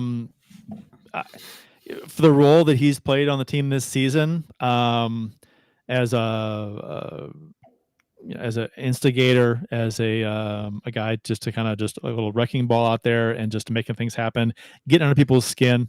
I'd like to see more of that from him. I mean, to be nitpicky, I could pick out, bigger names than on this team. Like I'd like to see Bolduc pot one here in the third game. I'd like to see Leddy play a little better. But Yeah, like Walker, like in the 2019, that fourth line was so important. On they made plays, they made things happen. If they weren't scoring, they were just they were making things happen on the ice as far as generating chances, dishing out some hits, making plays. I want to see more of that from that line, especially Walker. The guy who just does not stop, and he gives us all every shift. I'd love to see him kind of break through and do something to fire up the team, like his role was this season. What about you, Bill? So Kurt mentioned him, but Bolduc. So I expected him to have a big game 2 after taking that bad penalty in game 1. Right, I thought he would come out more focused and fire some more pucks on net, but he's not finding space. He's not getting open, and I thought we were desperately missing him in that ability to find the quiet area and get shots off. Hellebuck showed in game 1 that he is vulnerable up top, and Bolduc can pick those spots. And I've been very disappointed that he hasn't been able to do that so far in the series, especially in game 2. So, and I'll say, I know they've only scored 4 goals in 2 games. I think the top guys, 4. Yeah, 4. You're at 4. My bad. 4 goals. I think the top guys on this team have played really well. Jordan Kyrou, I've loved his game. Robert Thomas has looked great. So for those of you who might remember, if you listened to the show back then, the last 2 playoffs the Blues are in, I called out Robert Thomas and said, I just don't think he's been elite. He has not been the type of player we know he can be. I think he's looked great to open this series. Again, he's only got 1 goal, and maybe he doesn't even have an assist. I think he's only got the 1 goal. I thought the point streak stayed alive in game 2. 2 games played, 1 goal. Nope. So the point streak got broken. Point streak was broken. Yep. So I think he's played really well. I think, but not generating points 5-on-5. Right. That's an issue. Right. And that's Winnipeg's been the best 5-on-5 team in the NHL all season, right? And that they have completely dominated that. The face-offs, right? I think they have really dominated face-offs, especially in their defensive zone. I think this goes back to what Kurt said earlier, is I think coming home, last change, 5-on-5, I think is going to be a major factor in game 3. Here's the thing, though. I think so. With as much trouble as it is to score 5-on-5 against Winnipeg, the Blues got 2 power play goals in the first game, and so they broke through. They scored a few on Hellebuck. They had a lead in the third period. They didn't really need 5-on-5 scoring up until the third. They had 2 power play goals. Special teams were great. And they blew that chance to steal that 1 game in Winnipeg. I think if that game may be the difference in the series when it comes down to it. If the Blues can manage to win a game in St. Louis here, as opposed to let's say they split in St. Louis, as opposed to being tied 2-2 going back to Winnipeg, they'd be down 3-1. And I think that first game may come back to haunt them. They couldn't hold on to that lead. They got 3 goals. They got around the 5-on-5 issues by scoring on the power play a couple times, which was great. And they had a chance to win that game, and they couldn't close it out. I think if the Blues were to win game 1, as we all hoped they would, I think even if they get blown out in game 2, let's say Winnipeg wins 5-0, I still think they come back to game 3 with the momentum, because they're the team that's playing with house money, right? Like, they're the team that shouldn't be here, and they've got a 1-1 tie with the President's Trophy winning team. Like, I think that first game would have been a massive swing for the Blues' favor throughout this entire series. Yeah, and I hope when the series is over, I hope that's not the game that we look back on thinking, man, if we had just closed that game out. Yeah. Right. Unfortunately, in terms of wins in the series, this is exactly how I thought it would go. I thought Winnipeg wins the first 2. I thought Blues win game 3. Winnipeg takes 4. Blues take 5. Winnipeg takes 6. That was kind of what my thought was. I hope I'm wrong. I'd love to see the Blues get 2 wins at home, force a game 6, and then at that point you're tied. Anything can happen. Yeah, I'm not, and like I said before, I'm not concerned now, but I'm concerned that it might later we look back on game one. But like I said, you're coming home. You had to win your home games anyway, pretty much, right? So you couldn't. It'd be tough to win this series if you lost a home game. You have to win 2 in Winnipeg. So you had to win your home games anyway. So just win your home games and then work on winning one of the next 2 in Winnipeg. That's what you got to do. Yep. I agree. And so I got some stats here. Only 53 teams have come back from an 0-2 hole in the series out of 393 instances in the NHL. That is a 13.5% success rate. This season, the Blues went 24-14-3 at home during the regular season, as opposed to 20-16-5 on the road. And they are currently riding, is it a 12-game? 12 home winning streak? 12 game. Yeah. So, I mean, clearly the odds are forever in the Blues' favor for home cooking, right? Yeah, I mean, if there's ever, if you're looking for an edge for the Blues in game 3, you can look at their home record and the fact that they've won 12 straight. They get less change. There's a lot of positives to look for if you're down being on the team being 0-2, which I get. But if you're looking for some positivity, that's it. Yep. Yeah. And going back to the point I made earlier about game 1 coming down to one bad matchup, that doesn't happen, right? Unless we get a bad icing and can't make a change. It Right. shouldn't happen in the 2 games that we have here. So yeah, we didn't really talk too much about not having Holloway either. That's right.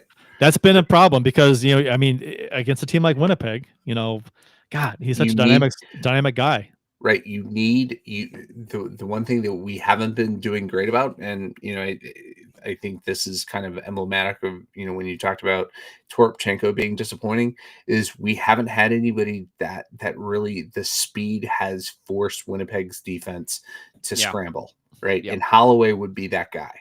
And you would expect a Kyrou to step up, and I hate to dog on Kyrou, and because I think he has played fine. I would love to see him take that next step, though. I want to see Kyrou forcing the Jets to turn the puck over in the offensive zone, which he did a lot in the regular season. Like, I thought once Montgomery came in, Kyrou really did step up in being able to block passing plays, steal pucks, even kind of forecheck and get into the boards. And we just haven't seen that yet. And again, I think coming home, maybe that changes in his game and everyone else's game. But yeah, I think missing a Holloway, which is so funny, right? Because like going into the season, you're just like, oh, that guy was like kind of the throw-in to make sure the Blues got Broberg. That's not the case. Dylan Holloway is the driver of this offense. He is a player, right? He is. God, if we have him, I think we're not coming back 2-0 in a hole. But well, I mean, it's in 2 tight games in the third period, right? Right. I mean, he's the guy that could have been the difference. So it is what it is. They haven't even talked about him skating, so I doubt he's in line to return at all in this series. Right. And don't try to do, like, with such a young guy who's got a leg injury, don't try to make him the emotional, like, oh, look, he's going to play, even though he's, at 40%. Don't do that with him. Let him heal properly.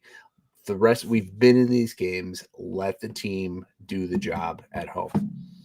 So I'll say, I don't know if you saw anything from the Blues mass today, but it does look like we might see Alexander Texier drawn in the lineup. I hope so.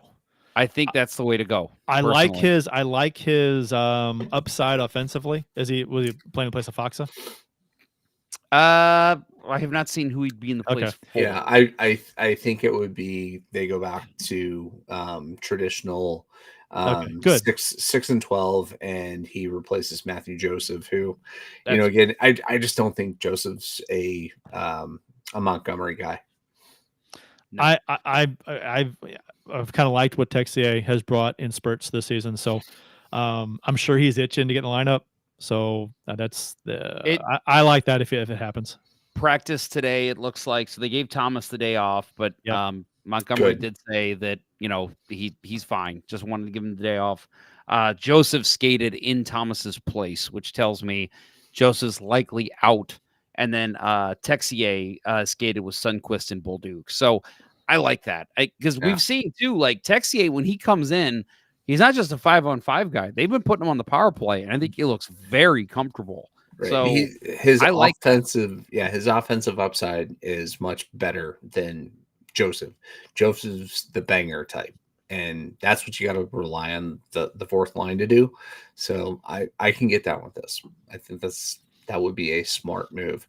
And Tyler Tucker, a little bit more offensive structure to you. Yeah, as long as it's Tyler Tucker drawing out, and they make the right decisions with Parayko's ice time. Yeah, and that should hopefully help with that would be last change too. So yeah, yep. Well, let's get into it. Well, Justin Scott asked us, and he's been asking us in the chat, and we're getting to it now, Justin. He says, what's y'all's game 3 predictions? Ken Morris says 4-2 Blues. We've said it a million times on the show. We're not the biggest fans of making predictions, but I do think we see a Blues win in game 3. I'm going to go 3-1 for the St. Louis Blues, and I think Alexander Texier gets himself a point. I'm going to say 4-1. Blues. 4-1 Blues. Yep. Jets. Okay. 4-1 Blues. I think because the Blues have to win this game. They go down 3-0. It's essentially over, right? Obviously, so you got to win this game. You got to think the Blues are going to come out hard. And if it's a close game going into the third period, if it's tied or up by 1, down by 1, they had better put together a good third period because they have not yet. They've got to have an answer for what Winnipeg's doing. And like I said before a couple times, the last change has to give them the edge in the third period. If it doesn't, then it's going to be rough. I'm start calling you Kurt the last change price. I mean, if you can't get the edge, with having the last change, especially late in the game when matchups are more important, right? Then if you don't get the edge from doing that, then you're in trouble. Because every little thing matters in the playoffs, and that's a big deal. So, they got to take advantage of that. So I'm going to agree with Ken Morris here. It's going to be a 4-2 Blues win, but this is heavily predicated on surviving the first 5 minutes, because I think Winnipeg is going to come out and try to end the series in the first 5 minutes of this game. I think that they're going to try to make the Blues make mistakes, feeding off the emotions of the fans, right? The Blues are going to be pumped up, and I think they'll try to make mistakes. If the Blues can weather that storm, I think that we're going to come out on top. I think it'll be 4-2 with one empty net goal thrown in there. I think you're going to see a monster hit early on from Braden Shen. That's another one of my predictions. I think he is going to come out and cause absolute havoc with a hit early on. So real quick, Dallas has just tied the game on a power play where Nathan McKinnon was in the box for probably the worst penalty I've ever seen him take. Just a lazy tripping penalty in the neutral zone. Yeah, wow. I just saw that too. Wow. I think the Blues score in the first 5 minutes of this game. Maybe earlier. I think the Blues, which game was it in 2019 where they were down in the series and they came back home and they scored early. Well, the Sharks game after the terrible that's fall, what it was. They did that. Yeah. That's what it was. I think it was O'Reilly, right? Wraparound. I think it was Barbashev. Was Barbashev? Okay. Yeah, either way, coming in off the boards. Yeah. So that's I think weird the Blues things that we remember so vividly from that run, right? I think the Blues. Just things that would be just so beneficial. The Blues come out strong, fend off any attempt of Winnipeg to try and end this series right here early in the game and score first. Score first in the first 5 minutes, and just play a well-rounded game. Play your game. Get back to what you did during the 12-game win streak.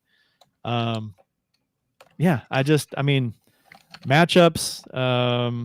I don't know. I'm just throwing out words.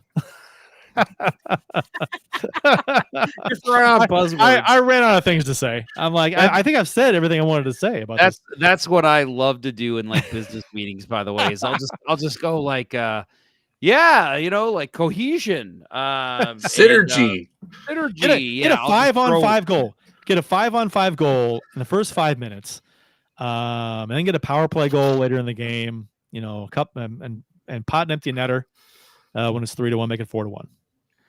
So my favorite Price, Keith Price, jumps in the chat here. Oh, he says God. this series is due for an overtime. No, not in game 3. I will say, No. I will say, I will die of a heart attack. As much as my heart cannot handle it, a overtime win in game 3 for the Blues, that is a momentum boost. It would be big.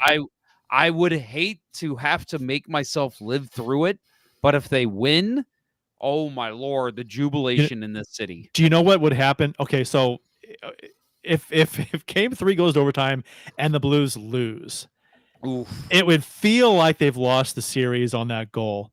Like it would feel like, okay, we've lost. But then you got to play the next game. And if they lose the next game, then you feel like you've lost the series twice. Yeah, right. And it's we have to play that stupid noon time slot on Sunday. Yeah. So, oh God, losing a series on an afternoon game, that's the worst. Yep. Oh God, no, they got to win game 3. Got to, have to, must happen. Yep, agree. Well, next up for the Blues, of course, game 3 tomorrow night versus Winnipeg at 8:30. Game 4 will be Sunday, as we just mentioned, at noon. In St. Louis. Game 5, if necessary, will be next Wednesday. Times are TBD for the 3 games that are not sure if we'll have them or not. Game 6 will be Friday, and then Game 7 would be Sunday, May 4th. May the 4th be with you. So if that happens, hopefully Star Wars, hopefully Darth Vader is a Blues fan. So let's get into a little bit more of the talk around the NHL. First of all, did you guys see the national anthem in LA in game 1? Only when you posted it in the outline. That was incredible. I didn't watch it. Loved it. It was a harmonica national anthem. So it was like I'm forgetting the name of it's probably in the video. Let me look. It was some Asian society. Yeah, the harmonica class from the Koreatown Senior and Community Center in LA. And they literally just got up and played the harmonica for the national anthem. People sang along in the stadium. It's funny because when you watch the video or if you saw it live, it's like people seemed so confused at first because they're like, huh? And then people started singing it, and the place just erupted. And I'm like, okay, this is awesome. Yeah, the harmonica playing, not particularly good. But the whole thing with the crowd singing is cool. Yeah, I like it. Yeah. I am all for weird national anthems. I don't like the terrible singing like the was it the Fergie or the Steven Tyler, but when you do something Roseanne different Barr. like this, I love that. And this was cool. I loved it.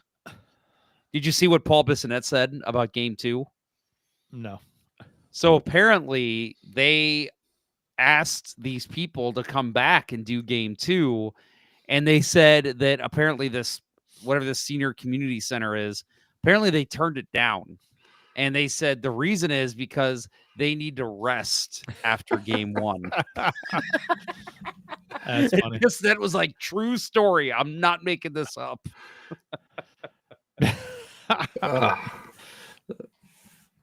That's fun. But anyway, so that was fun. I love that. But other series is going on. You guys mentioned right now we're watching Dallas and Colorado.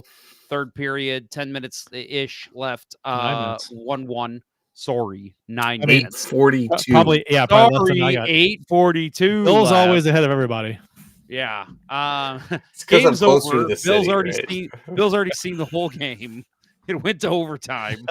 But yeah, so this has been an interesting series. And then any other ones you guys are watching? I mean, obviously, Bill, you're watching the Montreal series closely, but Toronto Toronto's that was going up on Ottawa. That I'm rooting for Toronto. I can't believe it, but man, I gotta root for Chief.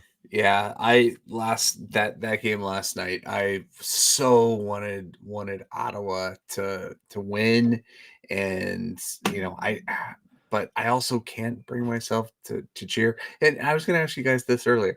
Do you think that David Perrod, like when he comes back to the bench, if Mike Yeo tries to say something to him, he's like, "Shut up, just shut up." No, you've lost all credibility with me, buddy. Don't talk to me. Yeah, don't talk to me. I'm just imagining. Oh, the Oilers have got within a goal. I'm just imagining a situation where, like, Mike Yeo comes up to Perron. He's like, "Hey, on that play, you should hit the boards a little quicker, and that way you've got an outlet for blah blah blah blah." And then he's like, "Hey, Coach Green, what do you think?" "Well, I think if you hit the boards a little quicker, and oh, you're right. Okay, I should probably do that. Yeah, thank you, Coach Green." or Perron, leans over and says, "Hey, Chief, what should I do here?" Yeah, Chief, how would you have me handle this? Can you imagine if Berube leads the Maple Leafs to the Cup this year? What kind of legacy Berube would have all of a sudden? Oh my God! I mean, he's a Stanley Cup winner. First, doing what he did with the Blues, which is amazing, and then Toronto, he'd be a god in Toronto. And Philly would try to hire him right away. Yeah. Oh, I feel like he got such a bad shake there, and I was actually happy for him, not just because of the Blues, but I was happy for him that he got another coaching chance, because I thought when he got fired, I remember even thinking, like, dude, that guy he's got a shit roster, and he was okay as a coach. What the hell? You're letting him go that early? But yeah, obviously turned out well for him. Can both Dallas and Colorado lose this series, please? I hate both teams. Go to 7 games with massive injuries on both fronts. That's what I was going to say. So I think you guys agree. I root every series that does not include the Blues. I hope goes Game 7. Oh, every single series. For sure. So even though I'm like, I want Toronto to win, give me Game 7, give me 8 overtimes. I want that in every series. I think I'm pulling for Dallas, and it feels wrong, but I mean, it's Colorado. How do you root for Colorado? I'm pulling for Dallas. Yeah, no, Jamie Benn. No. He needs to contract gonorrhea or he probably already has. break an ankle. He just had a brilliant goal in that game to tie it up. Well, he's not going to get mouth herpes. This is true. No. This is true. I have to go for, and I want Rantanen to play a big part in the series. But yeah, cannot cheer for Colorado. Come on. Yeah, I agree. And I know I'm hated by Blues fans for saying this, but I do have an affinity for Dallas since I did live there for a short time. Blah, but blah, blah, blah. But again, it's if they're playing media too. What? Oh, just the things that we always hear you talk about. Oh, yes. I was in the media. Yes, of course. No, yeah. So, and I've got friends in Dallas. So I got friends in southern places. Fucking ESPN, put the fucking shots on the fucking screen. Yeah, I know. It's look up. You have no idea how many shots each team has. Every other fucking network does the goddamn shots on the fucking scorebug. What I've got 23-17. It's on mine. They put this fucking there you go. Leave it up there. Leave it. They flash up every now and then. Leave it on the fucking screen. I still don't see shots. I wish I could see shots. Jesus. When are shots coming? I need to see the shots. 30 seconds later. Man, I wish they put the shots on the screen. It's so funny. I yelled and they put it up, and it's been up for a while now. I still but they take it down for they flash up every now and then, but I'm like, why leave it up? Everybody else has shots on screen. God, even Bally's does it, or FanDuel, whatever. Well, tough loss for your Habs. Was that game 1? I didn't see the game tonight, but Ovechkin. How weird is that? Alex Ovechkin, almost a 900 goal scorer in the regular season, won a Stanley Cup. That was his first overtime playoff goal. Yeah, absolutely crazy. Right. It was funny. It was funny that I saw a still shot of when he scored his overtime goal. It was like, here's how the Habs lost this game. Like, there's 900 goals sitting in at the top of the crease, unattended, and there's like 4 Habs players crashing the guy at the side of the net behind the goal. I was like, that's why. Yeah, that was a young team making a young team mistake, but you get so excited, you just go after the puck and you forget responsibilities. I don't know. Yeah, guys, we've got a celebrity. We've got a celebrity here. We got a celebrity in the chat. Captain Obvious from those commercials has joined the chat, and he says it's not good for Winnipeg if we tie the series. Sorry, Justin. Let me ask Justin. Would it be helpful for the Blues if they were to score more goals than Winnipeg in Game 3? Sorry, Justin. Just having fun with you, buddy. So 4-2 Kings. Adrian Kempe with a snipe on Stu Skinner. Oof. Oh, let's turn that on too. All right, having both games on. I love this. Yeah, I wish I could get that. That would be nice. Yeah, we got Ken Morris here. Tom Wilson is like a wrecking ball out there. Obviously you can make the case for a couple players, but like the first player that comes to mind for me of a player you absolutely hate but would love to have on your team, Tom Wilson, 100%. Yeah, I have actually thought that he's been a bit of a liability so far in the series. But Montreal just hasn't been able to capitalize enough. So. This might have to be our screenshot tomorrow from Justin Scott. Okay, dickweeds. You have been banned for 2 weeks' time. Yeah, right. Yeah, all right, Doug Vaughn. All right. Anything else? I will agree with Ken Morris. The Habs need to dress Wi-Fi.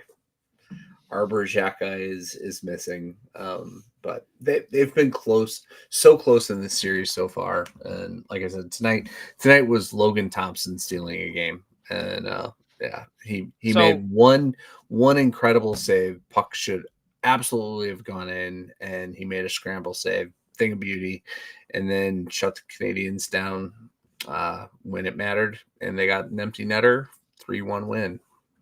So I've got I don't think I've ever told you this yet, Bill, but when the Blues played the Habs earlier this year, the first game, which was like November or something, I showed my wife Xhekaj's name, and I said, "How do you pronounce this?" And of course, she said like Zikash or something, and then I said, "No, it's Xhekaj," and she goes, "Okay, you're just pronouncing his name backwards," and I'm like, "That's actually almost correct." Yep, his name is the weirdest anagram, right? Yeah, like I could actually see Xhekaj a little bit more if we were to pronounce that backwards. Yeah, he's great. My favorite, it may be my all-time favorite nickname, Wi-Fi. Trees said his dickweed is swear. Sounds like a dehydrated seasoning that you buy at Schnucks. I went out to Penzi's last night and got some dickweed. Yeah, right. I thought it was something that like you would get in like those gas station bathrooms. Yeah. Yeah. Well, something you drop in a drink. Yeah, I'll take some dickweed, please. Oh man! Yeah. Apparently, I didn't see this. Ken Morris says Patrick Laine is invisible out there and was benched in the third. He played a lot on the power play tonight, and that there was a sequence in the second period tonight where it was like Washington knew the playbook because Laine was just set up in Ovechkin's office, and Lane Hudson doesn't shoot the puck. It just doesn't happen. And so they just kept letting it happen. They would crowd the slot in front of Laine, and you'd have to pass it back to Hudson. Hudson would throw it down to Suzuki, who would try to force a pass through, and it'd be a turnover. It was they're actually Washington is playing them great. Yeah, Laine, his last shift was what? He almost didn't play the entire third period. Is that right? Mm-hmm. He didn't play the entire third period. Yep. His last shift was at the 39:22 mark of the game. I'm glad Captain Obvious has made his second appearance for the show, as he is just repeating exactly what Ken Morris just said. I'm making fun of you, Kurt. No, I said somebody. What did he say? He was benched in the third. He didn't say the entire third. I thought maybe like the second half of the third period. I was like, I didn't know, and I was like, oh, it was the entire. He third fact checked him. It was the entire third period. I thought maybe he was benched the last half of the third period, but not the entire third. No, it felt like watching that game. It felt like Montreal played two lines the entire third period, and it was the Caulfield, Suzuki, Slafkovsky line with Dvorak, Evans, and Josh Anderson. It was like those six were always, it was only those six that played the third. I love Waterbugs comment here in the YouTube chat. Stands to reason Washington knows how to stop someone camping on the dot. Yeah, right. It's almost like they've every day. I was going to say, it's almost like they've seen it 896 times. Oof. 5-2 Los Angeles. Anjay Kopitar. Love it. Love it. Fuck you, Stan Bowman. All right. Anything else, boys? Cut that pass off. Damn right. Anything else, boys? No. I'm ready for game 3 tomorrow. Let's go. Yeah. Oh, that extra hour wait's going to be painful. Yeah, the 8:30 start. Yeah, and the thing that sucks, and I already told my team, because I got a roller game tomorrow night at 9:20. I'm like, can we just forfeit and skip? I would much rather watch the game. So we'll see if that happens. I hope. It's the one time. This is the one time a year where I'm like, I don't want to play hockey. I just want to watch it. That's it. Yep. Game 3 tomorrow. And also, I think I mentioned this maybe 2 weeks ago. I am up to 4 Let's Go Blues minutes a week. So again, make sure you tune in to Let's Go Blues Minute. Find it on your favorite podcasting app. I prefer Podbean. We're on Apple, Spotify, everything. So yeah, just find us there. Having a lot of fun with the show. Actually had a Major League reference thrown in today at the very start of Pedro Serrano giving a cigar and whiskey to Jobu. So make sure to include that in the show. But yeah, having a lot of fun with the show. So make sure you tune in for that if you want just kind of random blue stuff every single day. Yeah, and you get to figure out, or get to not figure out, but hear, who had the better Puckdoku plays. Lately, it's been you almost every single week. But I think I beat you tonight. But of course, I'm not doing a show tomorrow, so nobody's going to hear that. We tied tonight. I thought 3-3. When I looked, I had it had marked me down to a 1. Oh wow! Yeah, so cheater. Yep. Cheater. So yeah, I had a 1. You know what? Let's go ahead and do it because I'm hosting the show. Yeah, I had a 1. Bob Rouse was my number 1 play at 0.2. Oh, that's not the right one. And then you had a 3, and you had the best play. You had, which Graham is that? That's Colorado Ron Graham. and Ron Graham between the Colorado Avalanche and the NCAA. Yeah, he played for the Quebec Nordiques and University of Denver. John Graham's uncle? Is that right? It's his dad. Dad. Okay. Yeah. So that's it. But I also played Blues legend Roman Turek. So there's that. Nice. Yeah. I played Blues legend Greg Gilbert as well. What's eating Greg Gilbert grape? Mm-hmm. Justin Scott, Jeff, I should have asked you to go to the game. I'm guessing you have tickets tomorrow. Well, have fun, sir. Should be a hell of a game. Let's hope. You'll be up late. So another reason I don't miss the media. Those 8:30 games in the playoffs fucking sucked. It'd be over with probably after 11. Ugh. Yep. Mm-hmm. I went to the one, it was that 2012 when the Blues played the Sharks and they went 2 overtimes at an 8:30 start. I don't think I literally left because I had to write up something too and pull a bunch of audio and send it in. Was that game 3? Was that the one where Jackman got hurt? No, Halak got hurt in that game. That was game. I believe it was game 1. Oh, Yeah, it was. Oh, game 1. Game 1. Sorry, Yeah. game 1. Because Halak got hurt. Yeah, right? that was my thing, right? Halak. We got this guy for the playoffs. Yeah. And Barrett Jackman fucked him over. Yeah. Yep. Hurt in game 1. Second time we brought that up in this show. I believe it was Martin Havlat who had the overtime goal. But yeah, I don't think I was at that game. I don't think I left the rink until 3 a.m. That fucking sucked. So yeah, that was brutal. I could tell the Enterprise staff was like, get the fuck out. But I had to finish my write-up. It had to be done, had to be turned in by 4. So I was like, I'm sorry, I got to stay. I'm not driving home. All right, well, let's do it. Thanks to our amazing sponsor, strikewithmike.com, as well as need to put this in my notes, 60 Pickleball as well. Make sure you use that 10% off code. It's 12% now. Got to update the video. 12%, yeah. Oh, you got them up to 12. Nice. Up to 12, yeah. So is it still C price 10 or C is price it 10? C price? Yeah. Okay. So the code is C price 10. I don't play pickleball, but I have pickleball apparel now because of that awesome code. So make sure you check that out. 60pickleball.com. You know, there are a lot of people that don't play hockey, but they wear hockey jerseys. So there you go. Exactly. Yeah, and I wear it because they have some comfortable stuff. That shirt I got, I love that shirt. I wear it all the time. It's one of those stretchier materials. Yeah, it's nice. Yep. So that'll wrap up episode 30 of season 14 of the original St. Louis Blues Hockey Podcast, Let's Go Blues Radio. Thanks for listening, and thanks to those who participated in the YouTube and Facebook live chats during the show. We'll talk with you next week. For Bill Day and Kurt Price, I'm Jeff Ponder, and this was Let's Go Blues Radio. Until next time, everyone, fuck the Jets, fuck Kyle Connor, let's go Blues. Let's go Blues. Need a win. Stop Kyle Connor. Let's go Blues.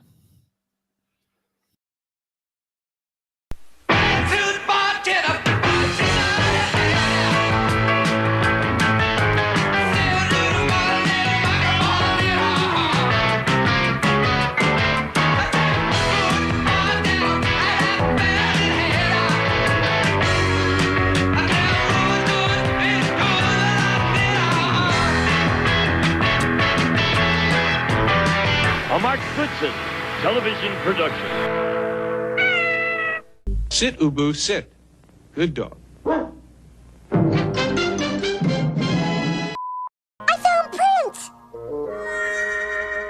No, fingerprints.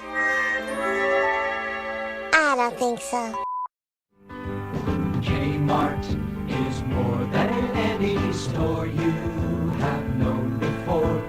Kmart means you get quality. It's friendly and warm, and service does not take long. One visit and you will agree. Kmart is all the things a great store should be. Quality at discount price.